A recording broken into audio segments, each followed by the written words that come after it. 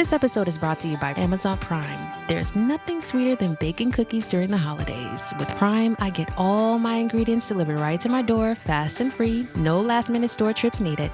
And of course, I blast my favorite holiday playlist on Amazon Music. It's the ultimate soundtrack for creating unforgettable memories. From streaming to shopping, it's on Prime. Visit Amazon.com/Prime to get more out of whatever you're into.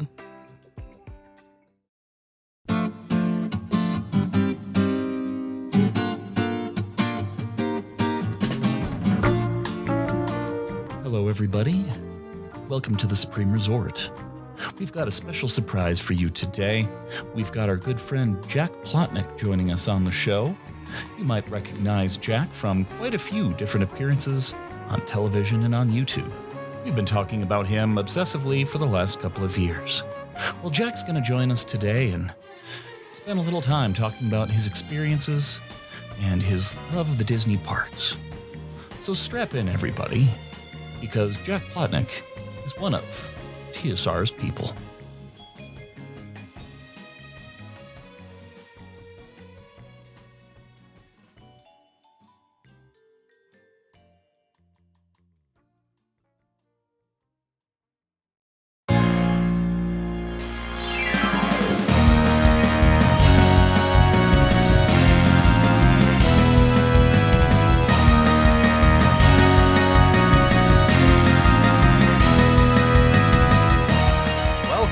Supreme Resort Land v. World, a podcast about Disneyland and Walt Disney World, and which is the Supreme Resort. Each episode, we will discuss and explore each resort ride by ride, land by land, park by park to determine which is better. It's like it's our first show. I'm your host, Jimmy, and thank you for joining me on this quest to help the greater good of humanity answer this long elusive question, which is better, Disneyland or Walt Disney World? Joining me, as always, is Dan. Hi, I'm Dan. I'm marking myself safe from the closure of Splash Mountain in Florida. Oh, boy. And Eric. Hi. I apparently just learned to use the soundboard. Congratulations. Joining us today for a very special episode of the Supreme Resort, he has built a career as an actor, director, and performance coach, performing in countless TV shows, commercials, and feature films. I stole from your website. I noticed. I changed the pronouns, though. 137 credits on IMDb. Additionally, he has written, produced, and directed television comedies, feature films, and Broadway musicals like Disaster, which we'll talk about. But our listeners may know him best from his YouTube channel in what I call the Disney Meta series of shorts, where he recreates scenes from the 1965 Disneyland 10th anniversary special and much more. Please welcome Mr. Jack Plotnick. Hello, Jimmy, Dan, and Eric. Love what you guys do. Honored to be here. Oh, great. Well, we're honored to have you. And I want to start by telling you this story. You have given this dad a lot of street cred with my kids. And here's why. We're big fans of the Broadway channel on Sirius XM, right? Mm. And we listen to Seth Rudetsky all the time. And I'm driving my son to practice of some kind, and we're listening, and he's talking about his friend Jack Plotnick. I'm like, he's going to be on our show. And he's like, Dad, you must be really famous. I'm like, well. So that was the origins of my street cred with my kids. And then, and I wanted to talk really quick about it before we get into the nerdier stuff, is you wrote a musical with Seth. He talks about this all the time. He talks about Disaster. Yeah. And so tell me about, first of all, your relationship with Seth and the writing process. And did you write the music? Did you write the book? All of the above? Yes, Seth and I met when I got out of college. The first off-Broadway show I did, we met doing that. He was conducting, and I was the understudy. And I saw him do a comedy show, and I just knew this is a genius. And I was such a huge fan. And I asked him if he would consider maybe putting up a little sketch show with me, and luckily he said yes, and then we just never stopped writing together. We had a long-running show at Caroline's in Times Square, and now we're on different coasts, unfortunately, so we write together when we can. But what happened was he had always wanted to write a disaster movie musical where every disaster from every disaster movie happens to one group of people Right. in Like over one night. Earthquake and yeah. Yes, and Poseidon Adventure and Right. snakes. And anyway, but his concept was to then use classic songs from the 70s and plug them into the show, but have them move the story forward. And Okay. yeah, and it was kind of like that song "Mr. Jaws" from the 70s, where they, Mhm. if anyone remembers that. So he had a deadline, and he happened to be visiting me, and I said, I'd love to help. And thank goodness he said, "I'd love your help." Yeah. And next thing we knew, we wrote a Broadway show together, and I was lucky enough to get to direct it. And it was really a dream come true. It ran off Broadway, then we got to move to Broadway, and yeah, so we got like 35 hit songs from the 70s that we were able That's to get the amazing. rights to, and we got a New York Times critics pick, and fantastic reviews. Our nun, we have a nun who has a big 11 o'clock number. She's addicted to gambling, and she sings "Never Can Say Goodbye to a Slot Machine." Oh my God. How And funny. she was nominated for a Tony, and now community theaters and high schools are around the country are performing it. That's awesome. That's amazing. It's just so impressive so many people have dreams of writing or doing something like that, but being able to execute it and have it successfully executed is amazing. Yeah, I mean, it took us by surprise too. I Yeah. mean, but it was a very magic time to get to do that with my dear friend Seth. Right. Yeah. Well, that's incredible. So the other thing I was going to ask you is before we get into your process and these incredible videos, which we can't get enough of, I do want to ask your permission because as we talk about these videos, and this is a little sort of should have talked about it before we recorded. Maybe. But Yes. as we're Yes. talking about these videos, we wanted to play Yeah, snippets of please. them. Oh, that's so but cool. I love that idea. oh no, I'm gonna have to start over again because what we decided is to not play your work Don't back do it. to I you. hate that Okay, idea. good. Oh, thank you. So what we're gonna do is in editing, Yeah. we're going to add it in, so we're not playing you back In to you post, as they say. in post, so Post. that our listeners can get context of what we're talking about. Yeah, sure. And That's anyway, fun. that way you don't have to take an extra 30 minutes to listen to yourself and be funny. Anyway, so back to my question. So what is your relationship to the Disney theme parks? We are in fact a Disney theme park podcast. So what's your relationship to the park? Well, I'm definitely a lover of all things Disney because, well, my family, my dad took us to Disney World when I was quite young a few times, and then when we couldn't afford it, we would drive down there and have a sort of pretend Disney vacation Oh where my God. we would crash the Contemporary Hotel and swim in their pool and pretend Oh, we were yeah. going to Disney World. We just did everything that's free. We'd walk around Lake Buena Vista and Yeah. so it had a great meaning and so many beautiful memories for my family. And so I wanted to be an Imagineer. And my parents got me, because I begged for it, the Art of Disney book, which I'm sure you know about. Yes. It was just this classic book that taught you everything about what Imagineers do and how they built the rides. And I was obsessed with it. And yeah, so Disney has a very big place in my heart. It's very. And I know that you've actually done work for Disney. Oh, A yeah. fair amount of your acting work has been Disney, right? I have done a lot of Disney stuff, but they also are a very large company. So That's true. it's hard not to. But no, I'm kidding. I loved getting to do the Disney kids shows. It's really fun. One person, who was it? I think a producer once told me, um, they really like how you're able. This is why supposedly why they kept hiring me for their kids shows as Mhm. guest star. They said they really like how you can be mean to kids but still be likable. Right.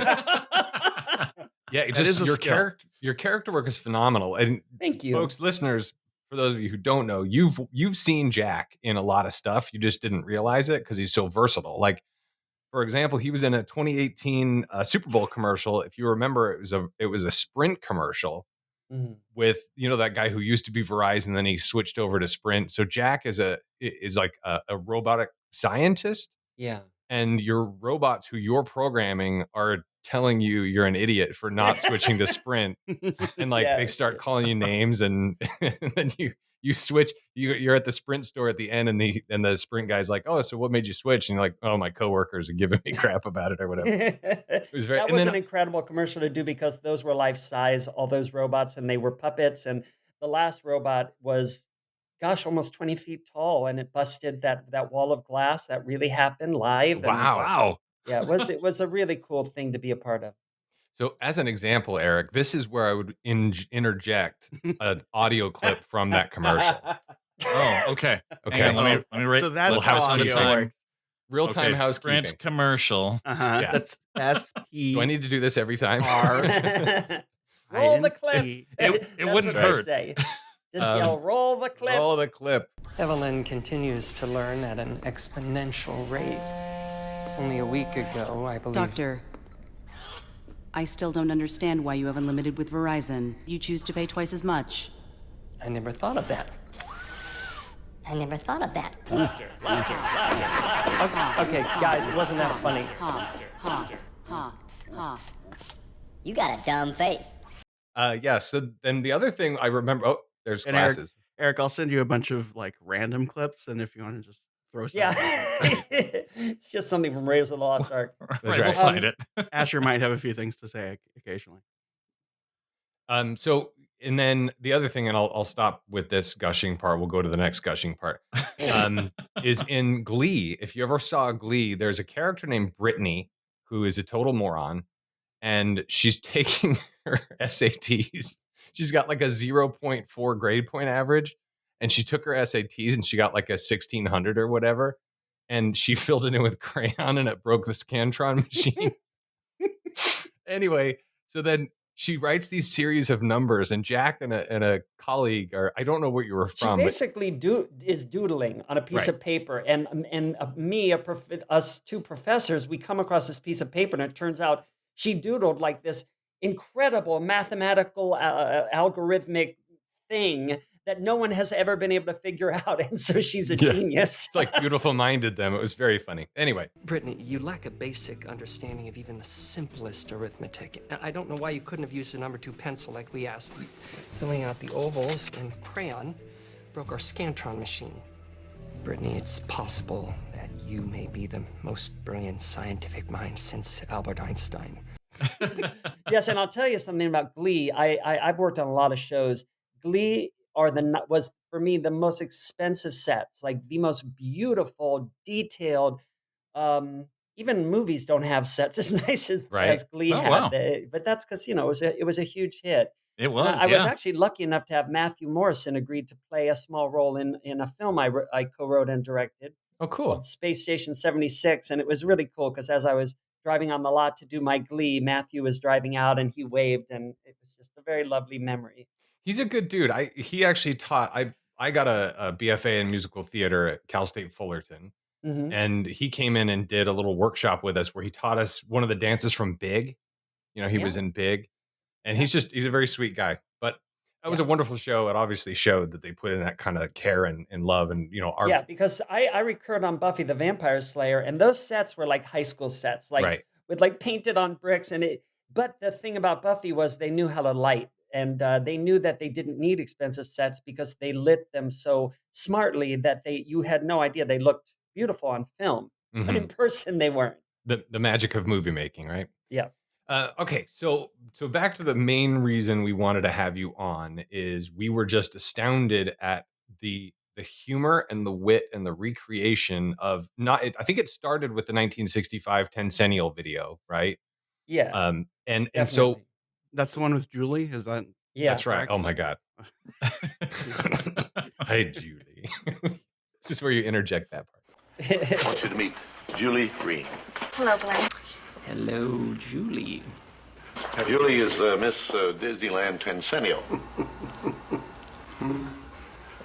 Very pretty Walt. That's a good one. Tell you, I'd give you first prize in any beauty contest, Julie, because you are. Oof.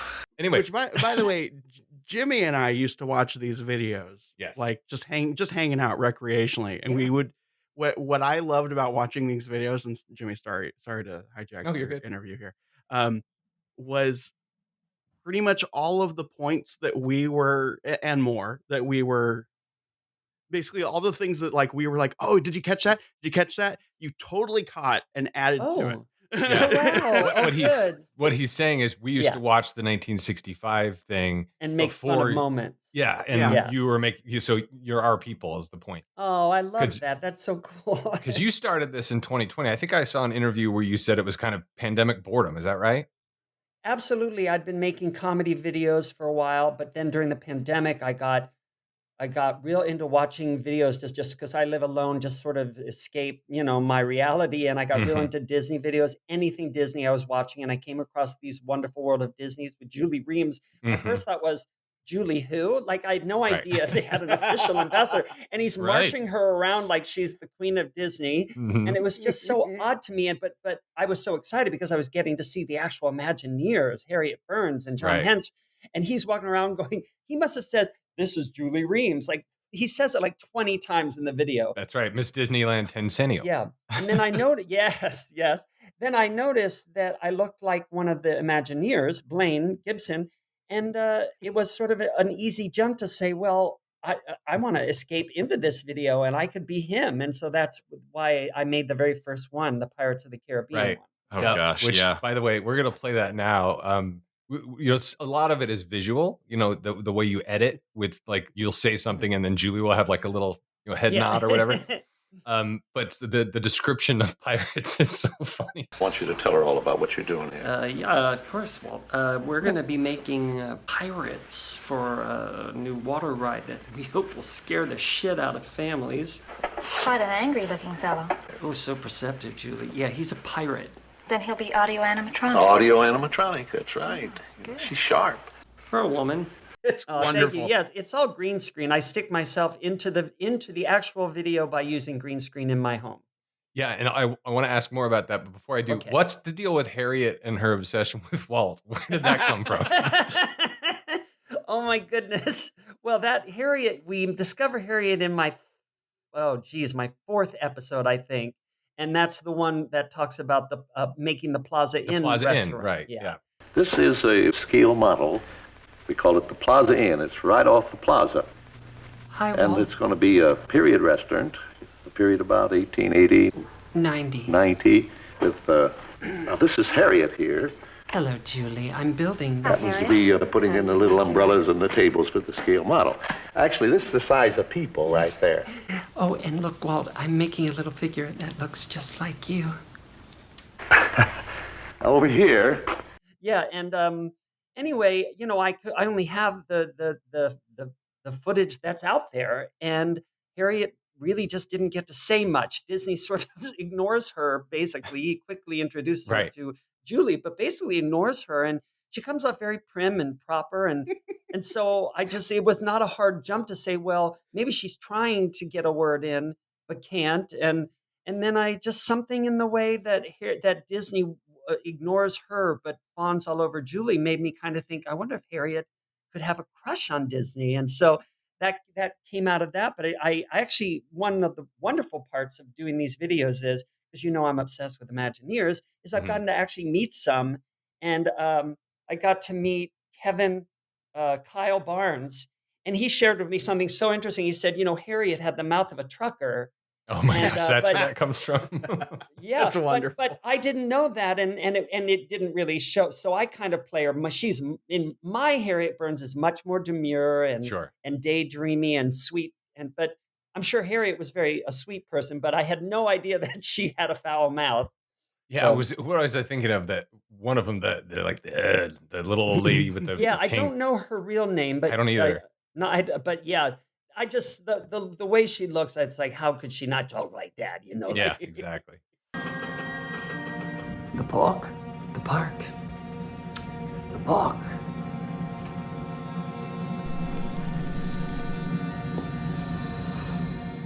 And that's So- what's so impressive is that you've created a character for each person, Mhm. and they're also distinct. Yes. Oh, Is thank you. is that? I guess my question for you, since now I'm hijacking things, Jimmy. No, I'm sorry. I've been talking too much. No, it's okay. Is that something where you sat down and watched the video a few times and went, I wonder Or did you kind of like, how did you decide on each person's personality? I mean, you've even got Mary Blair in there, and and multiple Imagineers from multiple angles, and by the latest video, they're all interacting with each other at this point. Yeah, I think that the first time you meet all of those ladies, there's like 7 of them in a circle talking, and that was really a mind-blowing experience to keep the eye lines and to figure out who. But I really just would.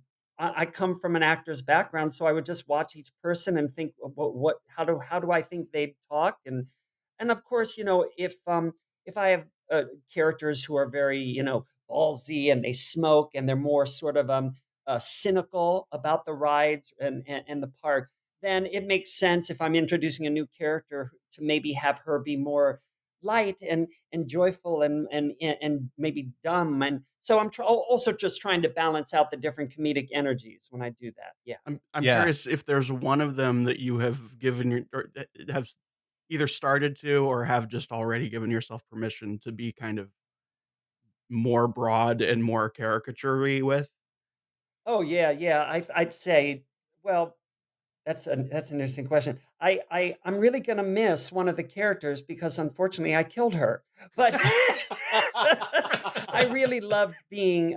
I called her Marge. I don't know her real name, but basically she was the Walt Disney fanatic fan, hyper fan, loves everything and is a bit of an idiot and doesn't get the anything the other women are saying. Just and is constantly wanting Right. to. Anyway, but unfortunately, she died in the Carousel of Progress. So Oh no, she's that's right. she's gone. There's That's no right. you can't come back to life in the world of Disney Imagineering. Which listeners, as you know, is a nice callback to the cast member who died in the Carousel of Progress when they moved it to when they Yeah. moved it, making it America Sings, and they changed the rotation of the theater. Yeah, poor Mm. And, thing. Yeah, yeah. Anyway, didn't mean to bring it down. Oh, But no. so I'm sorry, But you it guys happens. can It's ask, history. ask all the Um, questions you want, but I have to get this off my chest. Okay. In the which one was it? It was the House of the Future episode. There's so much to unpack. So it starts with the deep cut of them inventing Doritos at Casa de Frito. Well, and I remember also watching this, and we've been talking about having you on for a while Long. now, and Clearly our right. email string would indicate. Yeah, and in our chats, we were like, I don't know if he says he's not really like a parks person, and then I remember watching this one, I was just like, oh, he knows his stuff. He has to. I'm That sorry, is Jimmy, way go too ahead. much of a deep cut. But anyway, so the other thing I observed just from the very first episode with Julie and hello, Julie, Hello, is Julie. is the whole 1960s objectification of women by Yeah. all these guys, right? Yeah. And he says, "Did you make all gone with a chip?" Thinking about calling them Doritos. You make all gone. Show me under the tongue. Good girl. Yes, Did you that's in make the all line video. John Hench, That's right. he becomes pretty womanizing in the latest video. I mean, when we first introduced him, I mean, I kind of picked up on his because Walt busts him on it in the video. Walt says, Right. "Oh, John knows all the pretty girls," Right. and I mean, that's just there. There was so much. I mean, it was all right there, but it was just normal then to parade a beauty contestant around the floor of your workplace, and Right. it's all there on the surface. So it was fun to poke fun of it. Yeah. And then they move over to the table of ladies, and they're talking about the House of the Future Mm. and Tomorrowland, and how it's going to be all white. All the colors are gonna be white. Oh, right. Yeah, no. They're gonna paint the whole place. What did you think I meant? Yes. Is there going to be a sign? How are you going to do that? How do you enforce that? That actually came from I honestly, okay, so I'm obsessed with the future as we imagined it in the 70s. My movie Right. is set in the future as that sort of retro future. That's why I love getting to do the episode on the plastic house, but also just Tomorrowland in general will figure into my upcoming videos because I'm obsessed with it. But anyway, I love the original Tomorrowland, the all white one, and I was actually at Disneyland with my brother. And I said, we quite loudly, we were sitting in Tomorrowland. I went, "Oh, I miss when Tomorrowland was all white." And I heard myself say it, and I looked around. I thought, Jack, You have to be careful. That's not appropriate. But I think it's a shame they got rid of that marvelous 1969 white 2001 Space Odyssey Tomorrowland. Which they're kind of bringing back now. I hope so. I mean, like it's classic. Disney World's is all but white paint at this point, and kind of back to that sort of it's stylized been a while since I've future. been to Disney World. Yeah, well, I mean, white is a blank canvas, right? It encompasses no color. I don't know. Anyway, the point is that it sort of allows the imagination to fill in the canvas, right? When it's just it's pure and blank, and do with it what you will, like the future. Well, and there's something I think universally futuristic too about blue neon. That's right. Blue, like glowing light that just like, future now, I guess. Says a lot. Yeah. So as we continue to argue these shows and we decide definitively this Haunted Mansion is better than that, and this castle's better than that, whatever. Once we get through and we complete all the attractions in a land, we'll have a special episode where we review and compare both lands and which is better. And without exception, there is a clear winner. Which Frontierland is better? Which, New Orleans Square or Liberty Square or whatever. We could not decide the winner of Tomorrowland because they both suck. And currently, but we want to get your take on that since you just said you're obsessed with it in Tomorrowland, because they tied because neither one sucked worse than the other one. Oh, so you said you haven't been to Disney World in a while, and I'd argue that's a little bit better. I went to Disney World 3 years ago, but I cannot remember what Tomorrowland looked like at that time. It looks different. Oh yeah. But I agree with you. It's a mess. I'm just glad they started taking out those weird sort of rust color, keep that in Galaxy's Edge. Let them have the dirty, ugly future. Like I want in my Tomorrowland, I want clean, and I want 2001. I want it to look like Princess Leia's ship at the beginning of the New Hope. Whites only. I think in that episode too, we came to the conclusion that Tomorrowland should just be Star Trek. Like maybe not like the property or the IP, but like that whole idea of like everything's fine now, Yeah. Yes, indeed. So I think the origin was because the Tomorrowland problem, and you mentioned it, you allude to it in the episode Yesterday Land or whatever. Yeah. Is that, and I still haven't finished my question, but that it was Tony Baxter who recognized that problem and did a more Jules Verne from the Earth to the Moon sort of motif at Disneyland Paris, Discovery Land instead of Tomorrowland. They brought that over to Anaheim. That was the idea with that. It clearly didn't work by the look on your face. No, I'm making a very scrunchy, sour tasting face right now. I did not care for that. I'm so glad it's gone. And but there was a Dark Crystal. There was this thing at the opening of Tomorrowland entrance that looked a lot like the Dark Crystal prop of the giant moving planet thing. But I'm sorry. Like I don't Orbitron. Need Jules Verne. No. It's fine for Paris, but not for my Disneyland. There you go. I have a kind of, since we're in this territory, I have a question for you. Since you say you adore Imagineers, we have just stumbled onto the possibility within this podcast that Tony Baxter is obsessed with balloons. Is that something that you just going forward in looking at Imagineers? We're not asking you to confirm or deny at this point, but just you might want to keep an eye out for Tony Baxter's obsession with balloons. I will look into that. Here's another little sidebar, is that Eric and I were on another podcast, and we kind of did a little mini version of an episode where we argued which was better and who's the best Imagineer. Is it Tony Baxter or Joe Rohde? Joe Rohde. So what's your answer? I mean, it's so subjective because it's art. And that's the whole point of the show. All of it's subjective.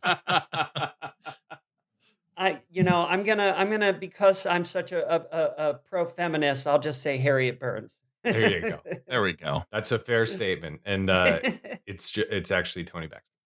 Got it. Actually, we decided. I think we decided, or our judges decided it was Joe Rohde, but I accept on Harriet Burns. Speaking of Harriet Burns, back to the question I was going to finally ask. Oh, okay. In that same episode, she's obsessed with Walt. She daydreams being in the house of the future, singing either something from Cinderella, which is a running theme, I think, or Snow White, right? Was she's Yeah, talking to the It's birds? Snow White. She I'm sings wishing. Cinderella in a different one, but yeah. So this is love. Yeah, that was a different one. This one was I'm wishing. Yeah, and the work song from Right.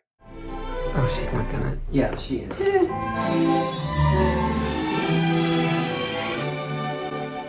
Once there was a princess. Was the princess you? I gotta go to the park. I'll go with you. So why does she have to go to the parks? And they all follow her, and then it's to be continued. When is it going to be continued? Okay, so I took a little time off. I love that you're asking this. So I took a little time off before my very last video that came out. And because I really wanted to do something unexpected and something more in depth with these characters. And it took quite a while to sort of work it out in my brain what this story would be because I wanted when people watch the latest episode for them to think it was just any normal, a World of Color video I've been making, and then at the end, something sort of, as you mentioned, mysterious happens, and there's a to be continued, and that's because there's a reason for a lot of the things that have been happening, and you're going to find out. And That's I'm awesome. I love that. And, Yeah. and it, by the way, it goes to be continued from the funnel of smoke that comes out of no named Imagineer standing in the hallway. But what? So will I understand why she just leaves, goes in the hallway to the parks, and they? You definitely will. Okay, good. Maybe not in the very next episode, but that's soon so enough. exciting. Oh, all right. All will be revealed, and hopefully you'll have a fun time through the process of finding out this story. I'm very excited. As a matter of fact, that episode, we all were on recording a different episode when we all got the alert that episode was released, and we watched it in Zencaster together. I love that. We were so excited. That's so cool. That means a lot to me because I love Disney, and so the fact that other Disney lovers are into it is very exciting for me. Well, yeah, we discovered your videos. I mean, you were recording them due to COVID boredom, and we had a game night that we were hosting because of COVID boredom. Oh, and we discovered your videos together as a large group. I can't remember who found it first, but I think it was David we all watched Sally. it together. It was probably David. You're right. Yeah, he's on that email string. Yeah, some of our very close friends, we bonded over your videos during that time. That's so And cool. hot drink. and that. Yeah. So yeah, another intimation that you're a Parks fan, as we get to know you better, is that you made a video about riding Rise of the Resistance with the annoying friend who is like, airdrop. Oh my God! Airdrop it! Did you airdrop the video? You have AirDrop on your phone. I promise you. Everybody has AirDrop. You have an iPhone, right? Just go ahead and AirDrop it to me. It's so easy. I'm so excited to get to teach you this. Well, and what I love that in that is you capture so perfectly the person that I always fear I'm in danger of becoming, which is like, no, don't look at that. Look at that. Look at that detail over there. No, you're enjoying this wrong. Yeah, exactly. I love going on the Disney rides that I love going on them on YouTube because they have a high res and you can pretend you're going on it. And and I was very excited. Rise of the Resistance was coming out, but it was quarantine and no one could go to the park to ride it. And I just wanted to put myself in it. A lot of the reason of my videos is simply there's this wish fulfillment thing where I want to be on the ride, and so I put myself on the ride. But I thought, who's an annoying person on a ride? And it would be someone who can't enjoy what's right in front of him because it ended up sort of being a meditation on not being present. I just further confirmation you're our people, because I don't know a lot of people who in their spare time for fun watch ride through videos. Yeah. besides us. Yeah. So then was the other question. I have a lot more. So back to the process, you indicated a little bit. So you have a green screen in your home, and you clearly have. Is that a phone or is it high? I mean, it seems like a high quality recording. No, it's just my iPhone and iMovie, if you can believe it. Wow, that's incredible. There's been a few effects where I need to shop them out. In particular, the alien attack in the Carousel of Progress fantasy. I have a dear friend, Billy Brooks, who is a genius VFX person, and he very kindly added the laser blasts. Right. And yeah. Yeah, like there's the one in the Plaza restaurant where I think it's Harriet again fantasizing about Walt. and she's dancing around in the plaza, and so that's just you on a green screen. How do you adjust the resolution, because you're this big and the plaza takes the whole screen? How does that work? Yeah, I mean, you really would be surprised at how easy film editing has become with iMovie. It really is just it's surprisingly easy, and so it's really just about being imaginative about the ways to use these very simple uh, devices. Right. Yeah, Everybody's and got so AirDrop. Just go into settings. that's one I'm really shocked I pulled that off. Like I pushed iMovie to its limits, sticking myself into the Rise of the Resistance because I look at it and I go, I don't know how I did that because it's all just iMovie, and it's shocking how good it looks. But I think I just got lucky with that. Yeah. So before we move on from these videos that we're obsessed about, this is just going to be me gushing again. So the Tiki Room one, they're talking about it being a Polynesian thing, and the girls are all kind of wondering about what exotic Polynesian actor they're going to get, like Ricardo Montalban or whatever. Don Ho. Yeah. Lucy or like Desi Arnaz or something. Yeah, and Harriet says no, they're going to be that one's Irish, German, that one's Irish, that one's Irish, French. German, and French. And then I wrote this down. It says, he says, oh, but it's Polynesian show. And one of them says, foreign is foreign to these idiots. I mean, they think Frontierland is a real country. Hi, girls. I finished another bird. Gee, another one, Marge. We love that you show how fast these can get made. Hey, Mary. Who are they going to get to play the voice of all these birds? Like some sexy Polynesian actor? Ooh, like Ricardo Montalban or Richie Valens or Don Ho. Mary's working on a ride that moves people. What are they going to call it? I don't know. Moves people. And then the Small World one, does it do anything? No, they sing. It's a small. Yeah, I know it's a song. I know. Does it go down? Is there a big monster at the end? Yeah. Oh, I think we all think these things. So and you forget there was a time when these rides didn't exist and were just an idea that people were toying with. And so it's fun to show you that moment before the ride. It was just an iconic thing. It was just this thing that people in an office were coming up with. Say, Marge, what is this anyway? What's this ride all about? Oh, you haven't heard? All the children of the world are going to be singing and dancing to this really cute song. You're on a boat and you're sailing down just the sweetest little river, watching all the children in the world singing that song. Okay, they sing and dance to the song. And then everything goes wrong and they go down a water slide? No. Oh, this means French. Well, how many kids do we have to make? 300. Yeah, and when you break it down like that, because it's all just part of it's in the zeitgeist and everybody knows it. I think the statistic is at any moment of any day, It's a Small World is playing somewhere in the world, right? 24 hours a day, 7 days a week, between Shanghai and everywhere else.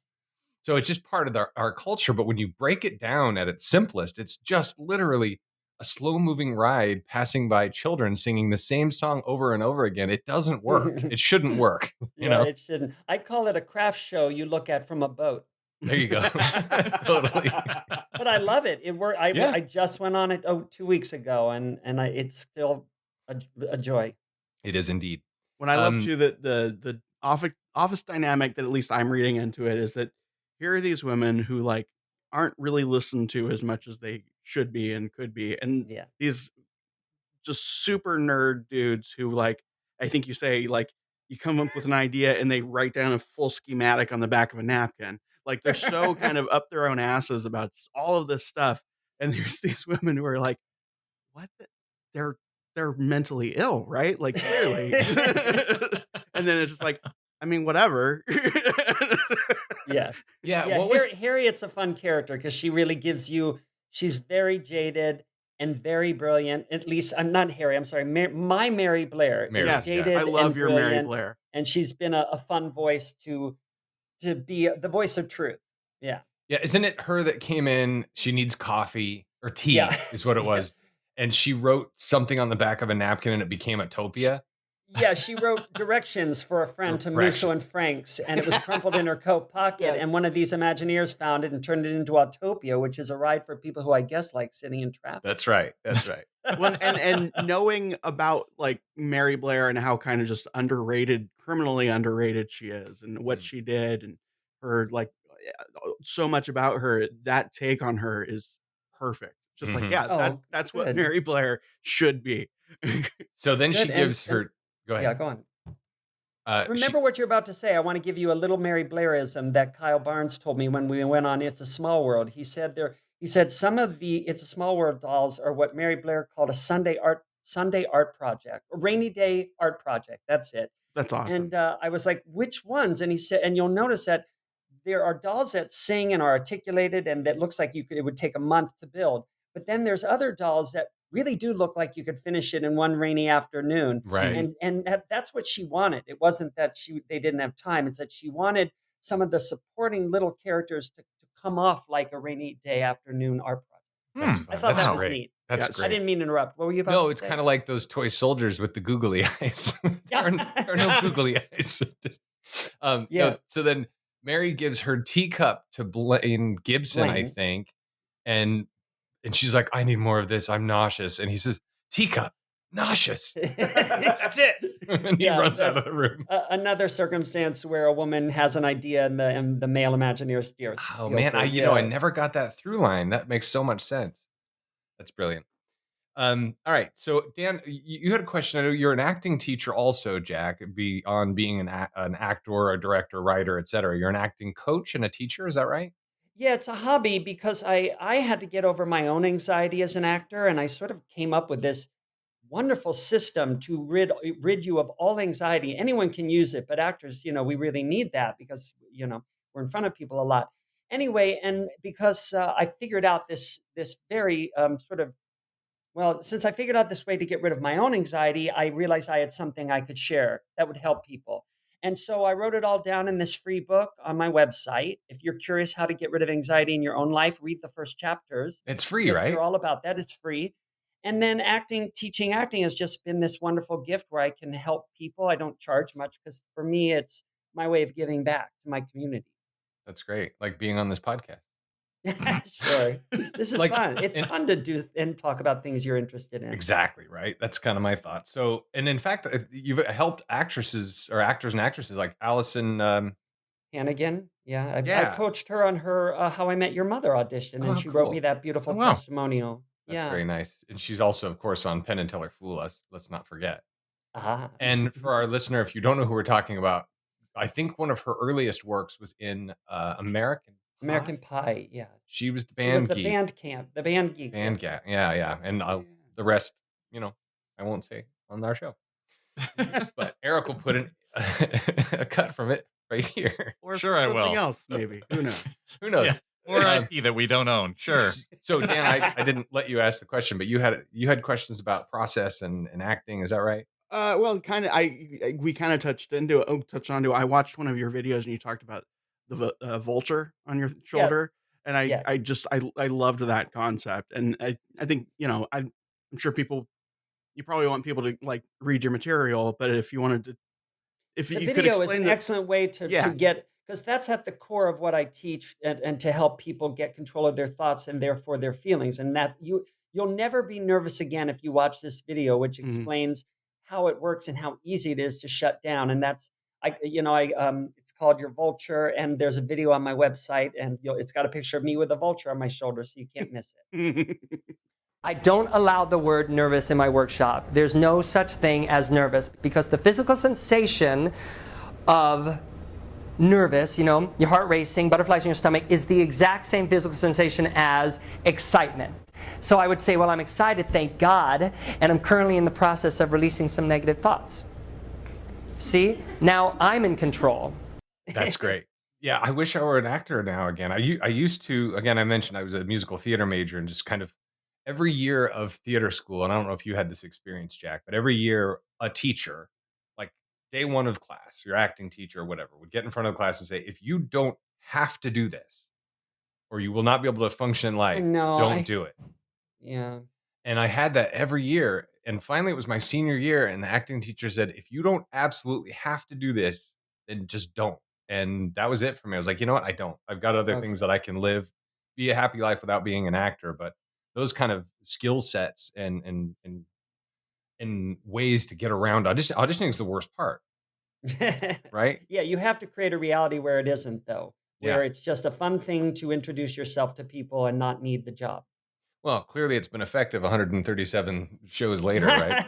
Yes, indeed. Well, and I like too that embraces the aspect of I had an improv coach for a while who his catchphrase was "follow the fun," and if you can't figure out what's fun about a thing, then why are you doing it? Yeah, that's beautifully put. Marianne Williamson says, "Follow your bliss," because as long as you're doing what you love, it creates more of you getting to do what you love, and the universe takes note, and it sends you gifts of more things you enjoy. That's well put. That is our podcast in a nutshell. Because the more we talk about what we love and put it out in the world, the more great things come back, and it's a very good life lesson too.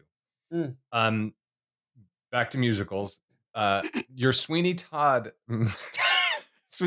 mass audition. Hello, my name is Jack Plotnick. I'm not auditioning for the show you chose, Pajama Game. I just wanted to recommend that your theater changes the season and does Sweeney Todd. I have a good singing range. I can go, oh, I can go. Ah. Acting wise, don't lean on me for that. This is another comedy video. I just make comedy videos and I put them on my YouTube channel. So yes, go ahead. Well, I think that's kind of all I need to say. Although I really appreciate your your accent work. And I can do a upper clap. I can do an upper clap. I can do a Cockney accent. You know, what happens is I'll end up being in a costume for something, and then I'll realize, oh my gosh, I look like, in this case, Sweeney Todd. And I just said, oh, you know what? I'm just going to put myself out there and make a video where I'm demanding to be seen for Sweeney Todd, even though the theaters aren't doing it. And I was so happy with how it came out. And the same thing happened with my audition for, I have a video where I'm auditioning for Mrs. Doubtfire. Mrs. Doubtfire. And that was because you'll notice I'm wearing the outfit I wear in the Carousel of Progress as the grandma. Oh, yeah. And so I was sort of in the middle of doing that video. I already had the makeup on, so I just decided I'll do a video auditioning for Mrs. Doubtfire. So the Sweeney Todd is probably my favorite musical. So I was so good. Extra excited to watch that. And the fact that this person has never actually seen Sweeney Todd and would prefer a happy ending with some songs from other Sondheim musicals. Well, not that one. That one sucks. It's fun to play dumb people who don't know they're dumb and are full of themselves. Yes, I really enjoy that kind of person. But you've also done some really good dramatic work. I noticed that on your reel, many of your characters are a little bit. They've got some derangements a little bit. Oh, I mean, I'm a weirdo. I play a lot of weirdos, but I have gotten to play some really, really exciting dramatic roles in that way. Yeah, it's so rare to have someone who's good at both.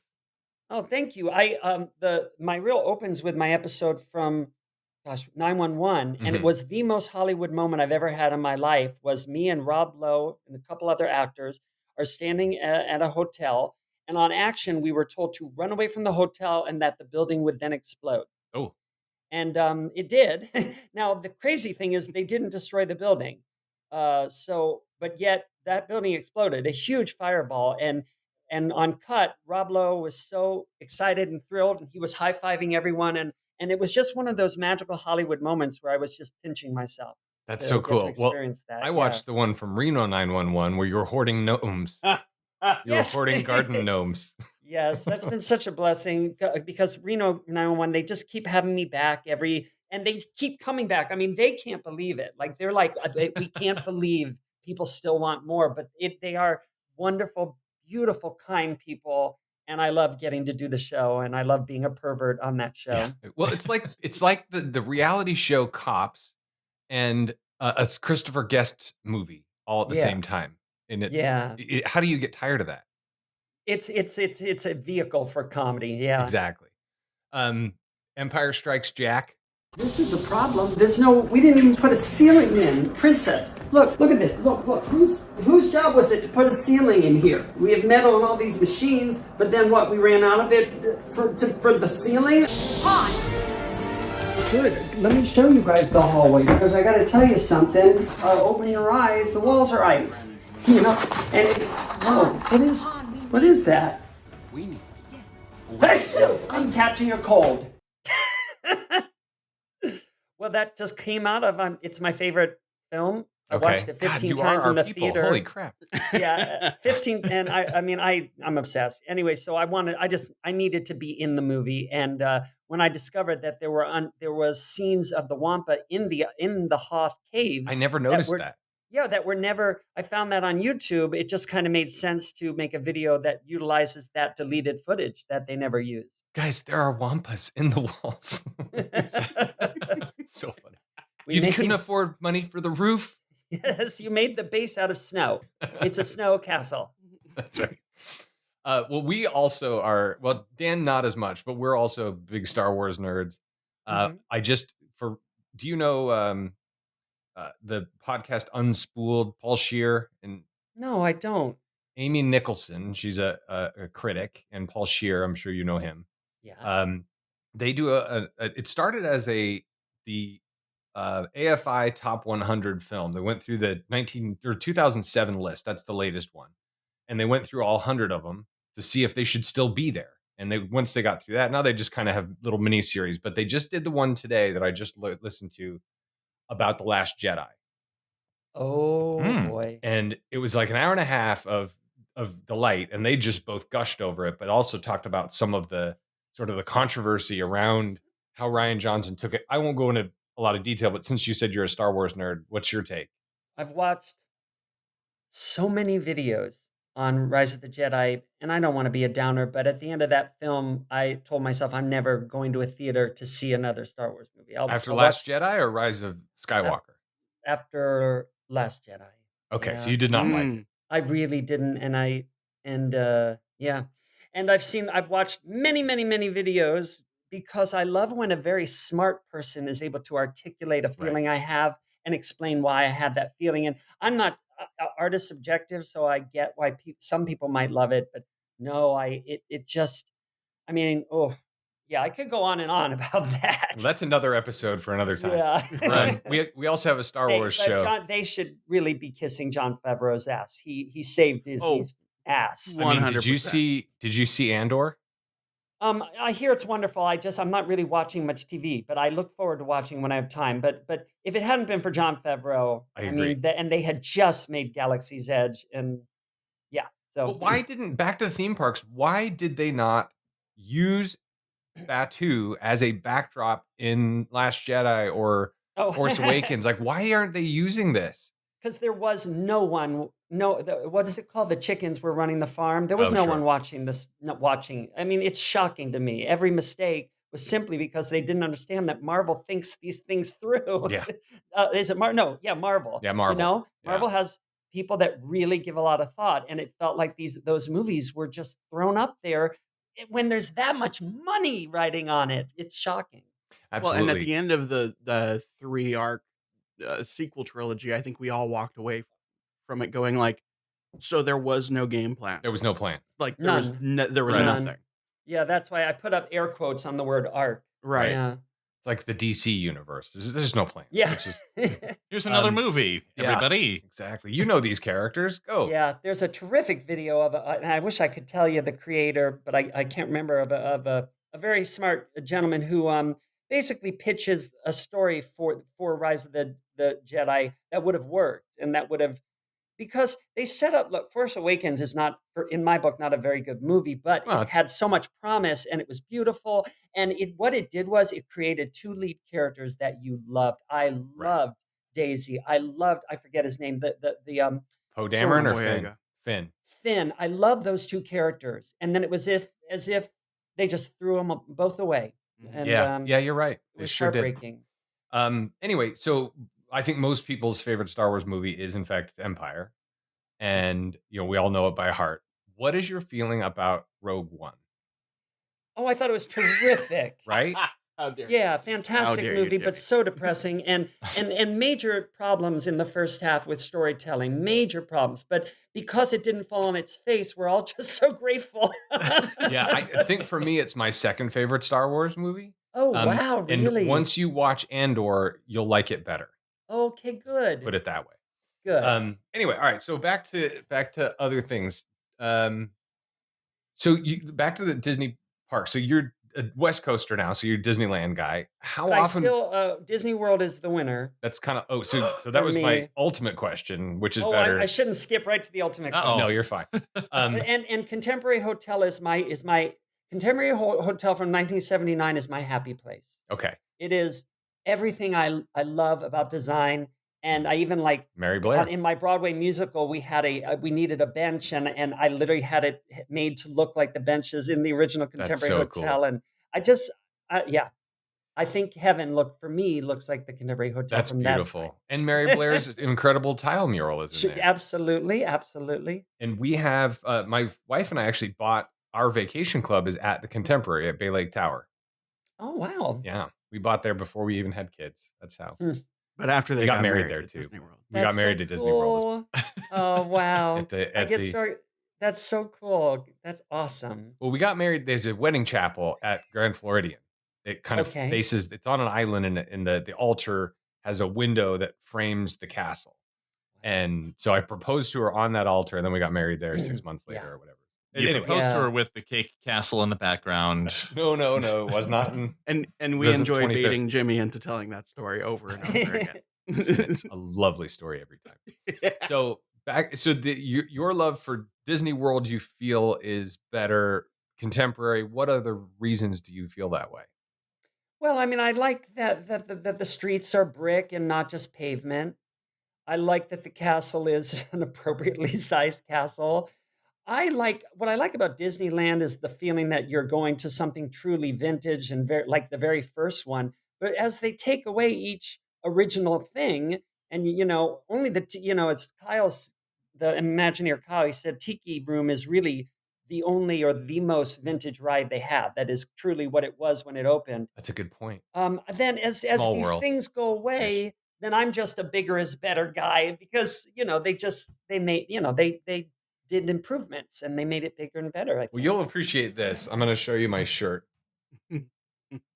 Churros. So that's Great. Sleeping Beauty Castle made out of churros. Made out of churros. And yes. that's from the Ears Up podcast, which is a Disneyland podcast. And should I grab my other shirt? Well, yes, you should. That was kind of what I was leading to, because when we did our first episode was the castles, and we argued Sleeping Beauty Castle versus Cinderella Castle. Mhm. And we went through kind of all of the things, and it turns out that the Sleeping Beauty Cinderella Castle won, not because it was bigger, but because the whole idea, its job is to be a weenie, right? You're familiar with the term weenie? No. So Walt Disney, the idea is when he would go home from work, he would, open up a can of Hormel and a hot dog, and he'd wave the hot dog around, and his dog would just follow it. And so the idea of a weenie is something that's so you can get your bearings. So we got a weenie shirt with Cinderella Castle. But you can get your bearings that way. So like in theme park vernacular, you've heard of an e-ticket. Mhm. So they still use that vernacular today. Like this is an e-ticket attraction or whatever. Yeah. They also use the term weenie. Like the weenie of Animal Kingdom is the Tree of Life. That's the yes, weenie, of course. right? It and the bear allows for rock. people to get their bearings, right? So we made a weenie shirt. Anyway, Wonderful. yes. So how often would you say you've been to Disneyland? Well, at Disneyland quite often and I love that it's so nearby, and I've never had the annual pass because I'm not going that often, but I make sure to go once a year. But lately, maybe more than that. Yeah. Okay. And then what is your favorite ride at Disneyland Resort? Oh, okay. Disneyland is Raiders of the Lost Ark, but then I just went on. I got the thrill of going on the brand new Mickey and Minnie ride in Toontown. Dan was there And yesterday. I was there yesterday. Oh, it's extraordinary. Yeah, it's wonderful. I loved it. I also enjoy what else? I like the roller coaster at California. Oh no, we're talking about Magic Kingdom. Okay. No. I'm talking about Disneyland Resort. Incredicoaster, fair game. Oh yeah. And I love the they did a good job of turning Tower of Terror into Guardians of the Galaxy ride, and I Yeah. liked both versions. I like that ride a lot. And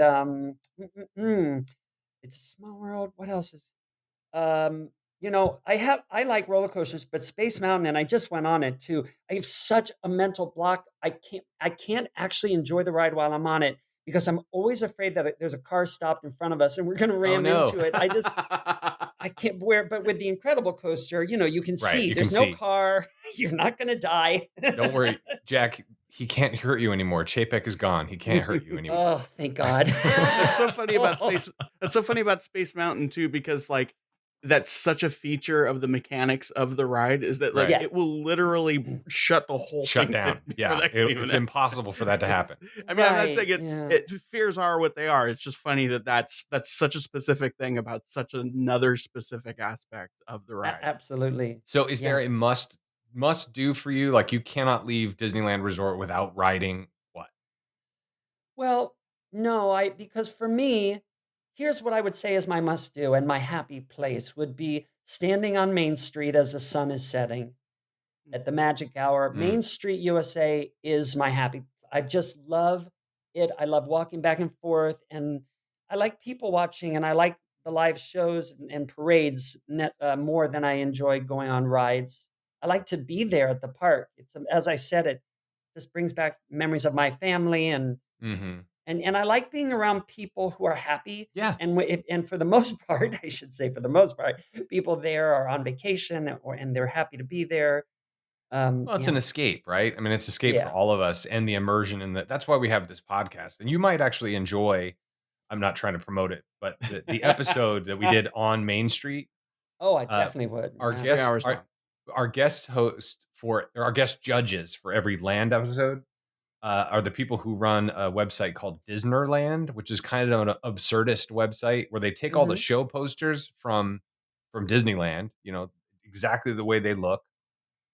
And they've kind of created this alternate reality where there's somebody named Wald Disner, which came out of a foible in a meeting, right? So they decided this Wald Disner had this alternate reality called Disneyland. Oh, that's and so, great. for example, the show poster for Star Tours is exactly, you look at it, it's a Star Tours poster, but it's called Jerky Rooms.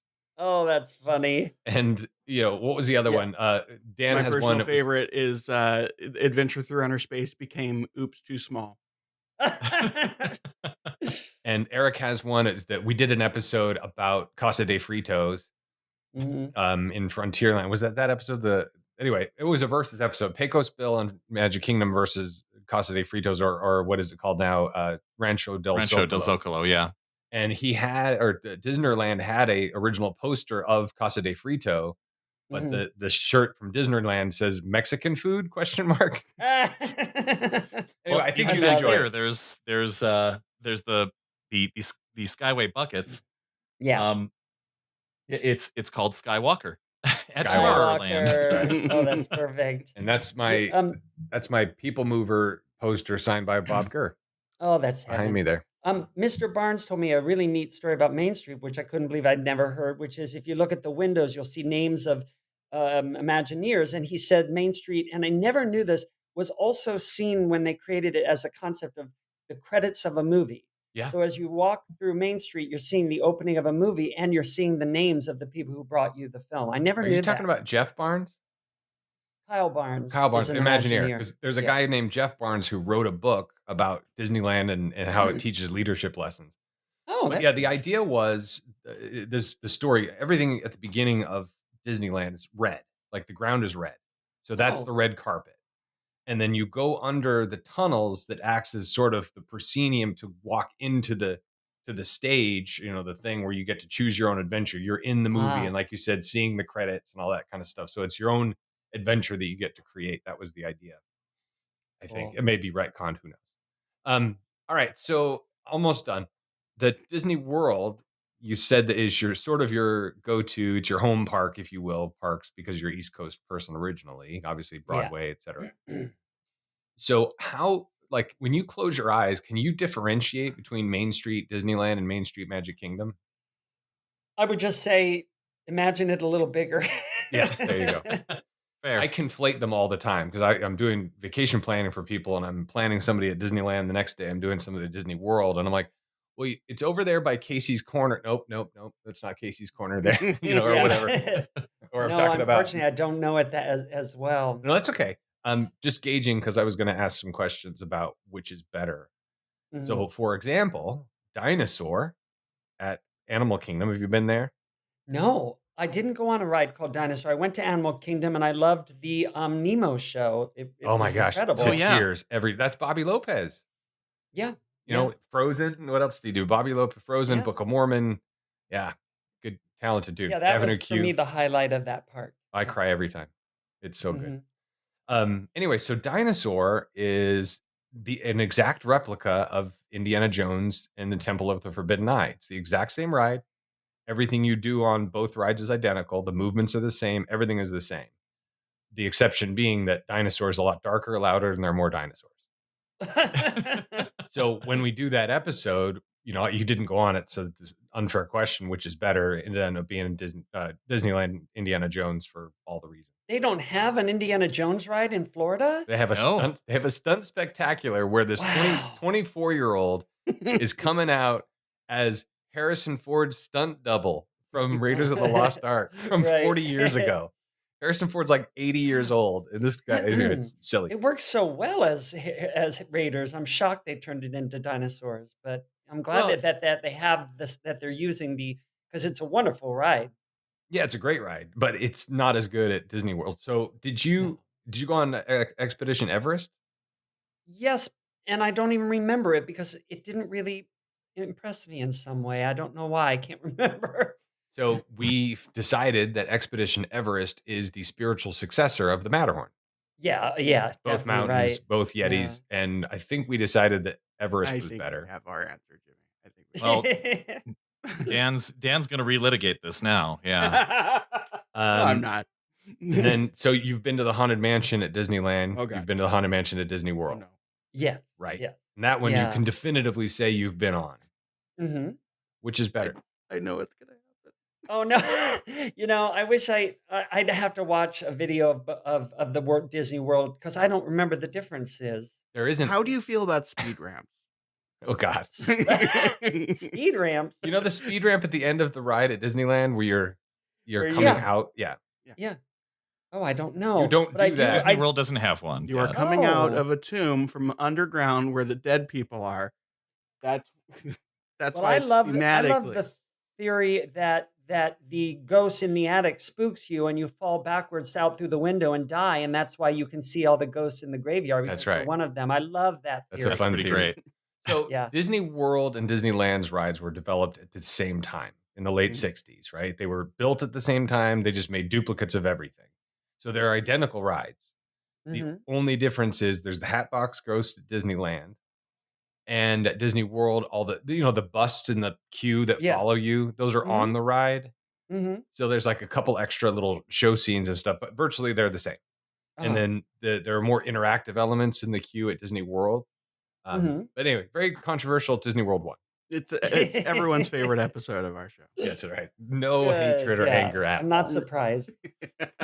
And Pirates of the Caribbean, which one's better, Disneyland or Disney World? Oh, I'm sorry. I don't remember well enough. That's but right. I will say Snow White ride at Disney World is amazing. Well, it And doesn't exist, so. It's Oh, gone. the roller coaster. Oh, the roller coaster. Seven North Mine Train. Yes. I love Jimmy. We don't have They a. We destroyed don't it have right a, after they built And it. I wish we had that at Disneyland. right. Yeah. Yeah, that's one of those things that we haven't been able to do a comparison episode because there is no comparison. We just Yeah. did Dumbo. Last episode was the Dumbos. What else did we just do, Jimmy? And you go on that Snow White roller coaster during the fireworks, and Oh, you're yeah. right underneath them, and you Ooh. see them above you as you're on a roller coaster. It's That very, would be cool. It's very thrilling. It was the Yeah. only way we could go on the ride because the line was so long, Right. so we had to go Yeah. during the fireworks. Yeah, it is always a long line. That's a rope drop ride Yeah. for sure. Mhm. All right. Well, Well, this has been a joy. Yes, an well, Dole Whip. absolute joy. Do you like Dole Whip, just out of curiosity? I do, but I'm not a big sherbet fan in general. I'd rather just have a Mickey Mouse ice cream, not the sandwich, but the bar. Yeah. Oh, yeah, with the That chocolate on the outside. that is insane. That's my favorite. I also love the pretzel dipped in the cheese sauce. Come on. Yeah. And they have a beef bread bowl thing. Oh, yeah, indeed. Come The foods, we've done several episodes on snacks and that sort of thing. We haven't done the churros episode yet, although Disneyland's going to win because churros in Disney World are crap.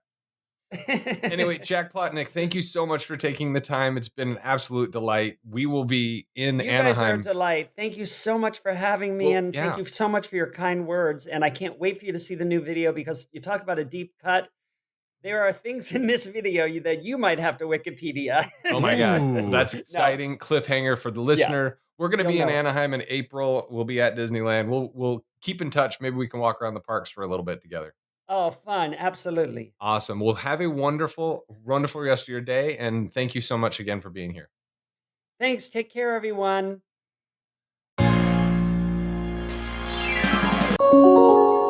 Your attention, please.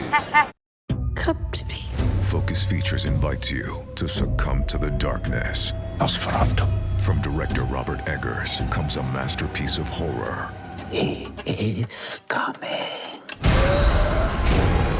This creature is a force more powerful than evil. It is death itself.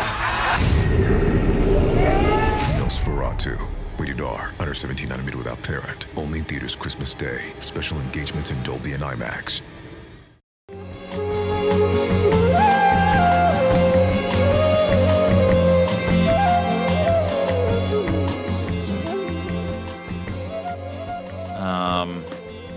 I'm just going to get started then. Okay. So that was Jack Plotnick. That was incredibly generous of him to take his time to do that. And man, he just gets, he's our people. Totally. 100%. Yeah. Yeah. I mean, he gets the joke. He's incredibly funny. He's a nerd like us and just an incredibly talented guy. The more and more I went down the Jack Plotnick rabbit hole, it's like, man, that guy's talented.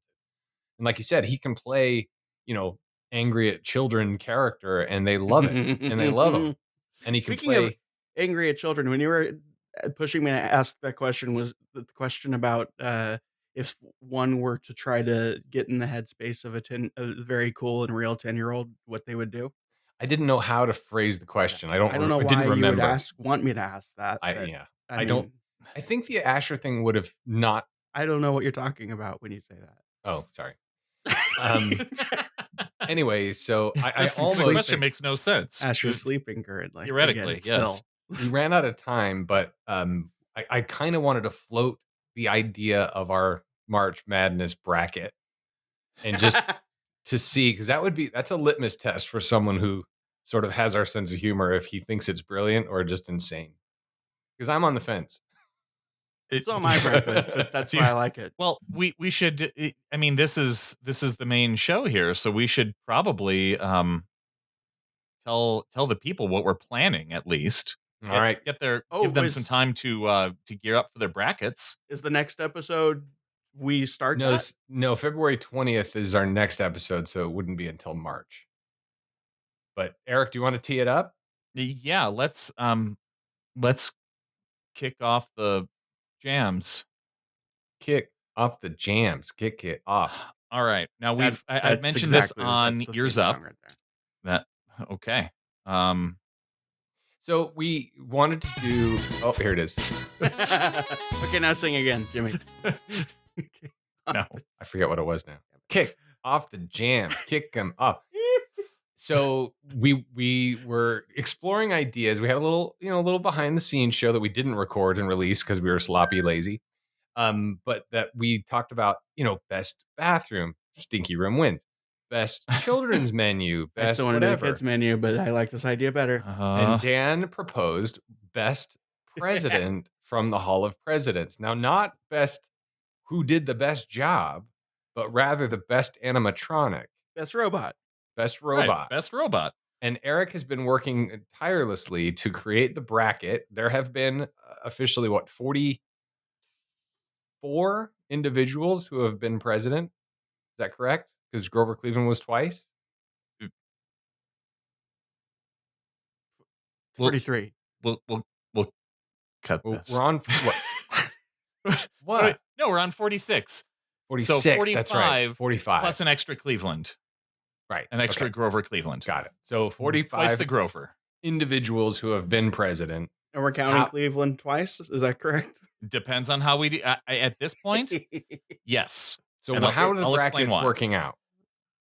The brackets are working out. Now, I've explored this in multiple ways. I've looked through. So I started looking through the official presidential portraits because for some reason there is no exhaustive resource showing up close portraits of all of the robots, which we will have to create. This is This is our sacred task, is to create a record of every single robot president up close and personal. I'll get to know them.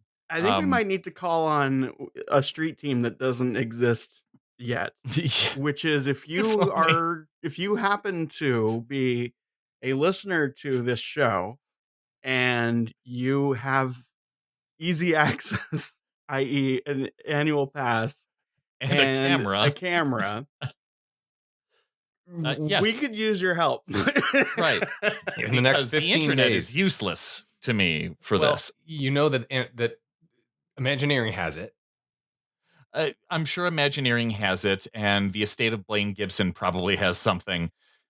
But what I would love is a nice up close, high res shot of every single president. Robot.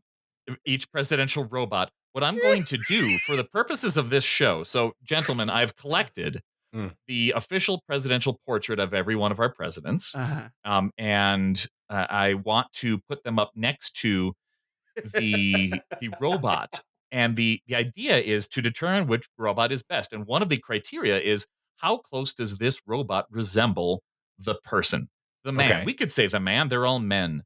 That's true. And that's one of the criteria. We also want to talk about what they're doing. Are they sitting? Are they standing? Do they move?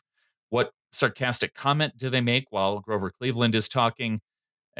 Do they actually deliver a speech? That's what we want to get into as far as the criteria for best robot. We're not completely. We haven't figured all of those aspects out yet. Yeah, But it'll flesh itself out. Yeah, until it becomes best children's menu. Yeah, which I also have prepared from last year. But we will be watching that video many times, multiple videos many times. Indeed. But yeah, if somebody happens to have a group of those, and because the way this is fleshing out is it's just an audio medium, and it sounds like it's going to be a very visual podcast, and that we're going to be describing physical attributes. So if we had a sort of a bracket template with the actual robot versus the official portrait, that would be the dream. It would be. As it is, I'm probably going to scour many, many videos of the Hall of Presidents and take the best screenshots I can of them. Mm-hmm. So thank you patriots on YouTube for providing us with content. Indeed. And now the way I wanted to break up these brackets, you want to hear? Yes. Well, but before you do, presumably the function of the individual president changes depending on who is the current president, I would think. Only for the latest presidents, when like President Biden gets replaced by President Snorlax, the first alien president from the Andromeda galaxy, then Biden's robot will be retired to the back row somewhere, and he'll nod as Snorlax talks about his violent takeover of this nation. Are we certain that Snorlax is the first alien president? No. Well, the first openly alien president. Got it. Yes. Okay, so tell us about the brackets. How are they shaping up? All right. Well, I tried going about this multiple ways, and it's difficult because we've got a bunch of fairly old white men and one black man. Is that a problem for you? The problem for me is that a lot of these old white men look very similar. I can't tell them apart. I tell you. So I looked through. I found there are 5 presidents who, in their official portraits, have beards.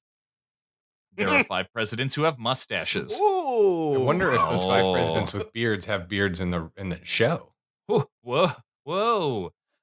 Yeah, they yeah, that's the part that I do need to double back on, but for the most part they do. I've got to watch a few more videos to get to make sure that a couple of them do match their portraits, at least in their general presentation. But what I settled on, something that's close to even. It's not a traditional bracket. We're going to have to figure out how this works. But there are 9 presidents who have painted portraits. They're not photographs. Oh, shirts for George Washington's. There are 15 presidents who have color photographs. Oh. And there are 22 presidents, if you count Grover Cleveland twice, who have black and white photographs of them. And that comes out to 22 versus 24. We can put together a little bonus bracket or something. I'm still toying around with how to arrange that. And then we'll have to arrange them into their initial pairings, their initial seeding.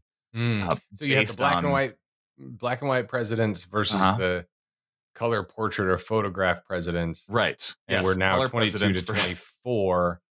So that's going to be tricky. We might have to make a wild card bracket. Yeah, that's what I'm thinking. And maybe more Grover Clevelands. Or as we proposed at one point in the early planning, was people that you think are presidents, like Ben Franklin. Ben Franklin, the best president who was never president. So and the auctioneer pirate from Pirates of the Caribbean. There you go. There you go. That rounds it out. But I might propose that the wild card is Biden and Washington, the first and the current, because they're presumably still the same age. You mean if Washington was still alive? If he was still alive, yeah. Right. Oh, okay. Hey, Joe Biden's old. Okay. Well, that's interesting. So, listener, you have so much to look forward to in March. Check out Jack Plotnick on YouTube. And if you are interested or able to and willing to get video footage of this president, we don't need like a close up of each. You don't have to do this 40 some odd times. Just get us a high res thing and like a section in the frame, a couple sections, Yes, and send them to Jimmy at earsup-podcast.com, Dan at earsup-podcast.com, or E. Johnson at concierge.com, who has a new appreciation for planning universal vacations for people, because it is not easy. It is not an intuitive website. Holy cow. Yeah, what in the world? I guess when I was complaining about it to my wife, she said, well, I mean, is it a problem that they don't try to bundle tickets with the hotel? I'm like, well, yeah, because why else would I stay at Universal if I'm not going to go to the parks? Come on. Right. Yeah. At the time. There's a way around it, but it's like, I'm going to be there for 2 days. I want 2-day park to park. I select that, and then they give you a quote with 3 days, 3 parks, park to park as a default, and you can't change it. And then they give you a discount for bundling, and then they charge you for transportation to and from the airport, and they charge you for like cancellation fee. There's just all these extra stuff that you just have to get rid of. And then you can never change the 3-day bundle when you're looking for a 2-day. It's just really frustrating. Yeah. And then you get to the end and you find out that it changed the dates to tomorrow. Right. And so that, my friends, is why you call 856 Our Ears, because we do all that nonsense for you. And let me just real quick, let me just address the listener. Listener, hi, I'm still here. I still love Disney and Disneyland. These other two, I know they've turned on us. We still have this. We still have this together. I know I complain about a lot of things, but you know what? Who would have thought that they're the two that are jumping ship? Hey, I'm staying at a Disney resort before, okay? Okay. All right. Just a part-time trader. So the other thing, Dan, just before we go, you went on, we talked about it with Jack, you went on Mickey and Minnie's Runaway Railway yesterday 3 times. Yeah, it was pretty good. You tried to ride it 3 times. I tried to ride it 3 times. I tried to ride it 4 times, successfully rode it twice because I got the virtual queue and purchased So I'm very excited to do that ride for the Versus episode. I want to wait until we've all ridden it, which presumably will be April. Yeah. Probably. So we'll all have ridden it. We'll all have seen the cues. Loved a lot of it's going to be fun to explain to the listener the cue details that you found that are very movie theater-esque. I loved there was lack thereof. or lack thereof. There was the Captain EO little embroidered thing or embossed thing, which is, you know, a nod to the 360. What is it called? The Magic Eye Theater. But why? And where? At Disneyland? You showed that picture yesterday. It was the Captain EO logo on the Was wood. it? No, it was I don't not. think so. He sent that picture. I didn't. Oh, no. It was the El Capitan EC. Oh, was that what it was? Not Oh, EO. I thought it was Captain EO. God. No. Okay. That would have been No, I better. get what By the you're- way. EO Okay. famously in Toontown. Well, I just thought it was a nod to theater. No, the Magic Eye Jackson likes Theater. Toontown, I mean, if that's I'm what sure. your eye does, then I could see how it would be like, well, I It guess totally it must looks be like EO. Captain EO. 100%. Listener, what do you see? Anyway, it'll be fun to do that episode. We can go through the details and see which is better between those two not classic but beloved attractions starring Mickey Mouse. I want to read a review. I want to read a passage from the Bible. John 3:16. All right, here's the Zip it up review. there. Ewok Evo from January 3rd, 2023 says, a podcast like no other. Genuinely, this is one of the only podcasts that I will stop listening to everything else to listen to it. There are definitely in-jokes with the hosts, but they are hilarious and it feels like you're hanging out with your friends every time you listen. 5 stars. Ladies and gentlemen, that is a review of Scraping the Vault. You need to listen to that show. Oh, I'm you know what? saying Bait and switch. I agree with Ewok Evo because I also stopped listening to other podcasts, including this podcast, to listen to Scraping the Vault. And Eric has 14 other podcasts. So I don't feel bad saying this, but I'm saying this here because Scraping the Vault has a criminally less number of listeners than this show does. And it should not. It should have at least the same because it's a very, very enjoyable show. Audrey, our co-host, is delightfully funny. And in fairness, I can understand if somebody presses play on a podcast and hears a commercial from the 60s immediately. Yes. That they might not. Marlboro. Yeah, that's right. It's incredibly clever. It's well produced, well edited. Like this show that you're listening to now, Dan does an equally good job at creating production quality content, and it's wonderful. So give it a listen. I think you'll enjoy it. That's not because we get anything from it. It's not like we get paid, but do yourself a favor and listen to that show. We just released Xanadu with our Australian friends. They're improvisers, and they're called Hacky Slacks. You can find them at hacky_slacks at Instagram. But yeah, they're from Australia and they're very funny, and you should listen to that show. And that's it for our mailbag. There you go. And of course, we have other shows. Ears Up in Depth, all the things. Puny Pod is new. That's fun. Marvel. The Bantha Milk podcast. I gave you the contacts. We talked about rating and reviewing and concierge. The end, everybody. Thank you for listening to this really fun, very special episode. Tell your friends. Share it with everyone. Jack Plotnick is a delight. Watch his videos on YouTube if you haven't seen them. If you are even a little bit of a fan of Disney, you'll like it. He obviously is one of us, if you hadn't guessed from listening for the last hour plus. So yeah, go check them out and like them and subscribe to them and tell them you are watching them because you listen to this show. And until next time, everybody, thank you very much. Be good to each other, and we'll see you real soon.